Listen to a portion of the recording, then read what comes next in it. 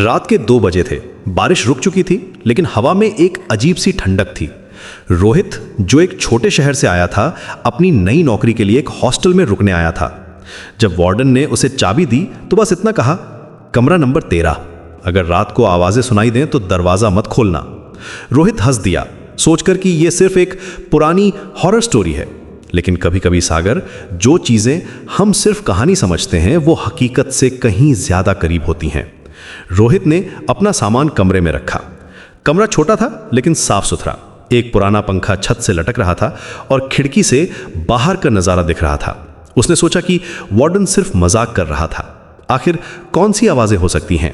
शायद बगल के कमरे से म्यूजिक या फिर कोई लेट नाइट फोन कॉल। रात के 11 बजे तक रोहित अपने फोन पर वीडियोस देखता रहा। फिर उसने लाइट्स बंद कर दी और सोने की कोशिश की।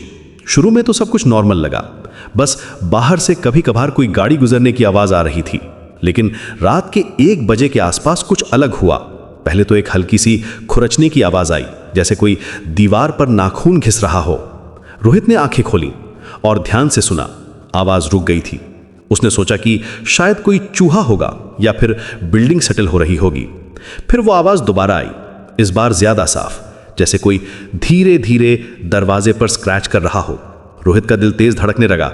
उसने वार्डन की बात याद की, अगर रात को आवाजें सुनाई दें तो दरवाजा मत खोलना। आवाज अब और तेज हो गई थी, जैसे कोई डेस्परेटली अंदर आने की कोशिश कर रहा हो। रोहित बिस्तर पर बैठ गया। उसके हाथ कांप रहे थे।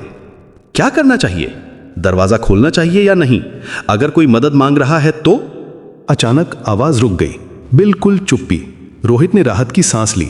शायद जो भी था चला गया। लेकिन फिर एक नई आवाज आई, इस बार किसी की सिसकने की आवाज, जैसे कोई रो रहा हो। बहुत धीमी लेकिन साफ सुनाई दे रही थी। रोहित का गला सूख गया।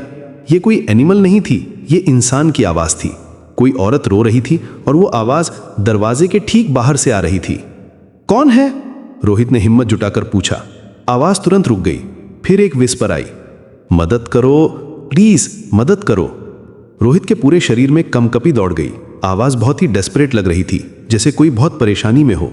लेकिन वार्डन की वार्निंग उसके कानों में गूंज रही थी। वो धीरे धीरे दरवाजे के पास गया। क्या हुआ है? आप कौन हैं? उसने पूछा। प्लीज दरवाजा खोलो, मैं बहुत डर गई हूं। आवाज और भी डेस्परेट हो गई थी। रोहित का हाथ डोर हैंडल पर गया, लेकिन कुछ तो अजीब था। इतनी रात को कोई औरत हॉस्टल में कैसे आ सकती है? और सिक्योरिटी गार्ड कहां था? आप यहां कैसे आई? उसने पूछा। कोई जवाब नहीं आया, बिल्कुल चुप्पी। रोहित ने पीप होल से बाहर देखने की कोशिश की, लेकिन कॉरिडोर में अंधेरा था, कुछ भी दिखाई नहीं दे रहा था। अचानक दरवाजे पर जोर से थड की आवाज आई, जैसे किसी ने पूरी ताकत से धक्का मारा हो। फिर एक और। रोहित पीछे हट गया। यह नॉर्मल नहीं था। आवाजें अब और तेज हो गई थी, जैसे कोई पागल की तरह दरवाजा तोड़ने की कोशिश कर रहा हो। लेकिन अजीब बात यह थी कि दरवाजा हिल भी नहीं रहा था। रोहित ने अपना फोन निकाला और सिक्योरिटी गार्ड को कॉल करने की सोची, लेकिन नेटवर्क नहीं आ रहा था। यह कैसे हो सकता है? अभी तो सिग्नल था। आवाजें अचानक रुक गईं। फिर से वही ईयरी साइलेंस। रोहित ने घड़ी देखी, रात के 3 बज रहे थे। वो वापस बिस्तर पर गया, लेकिन सो नहीं सका। हर छोटी सी आवाज पर उसका दिल धड़कने लगता था। सुबह होने का इंतजार करने के अलावा कोई चारा नहीं था। जब सुबह की पहली किरण खिड़की से अंदर आई तो रोहित ने राहत की सांस ली।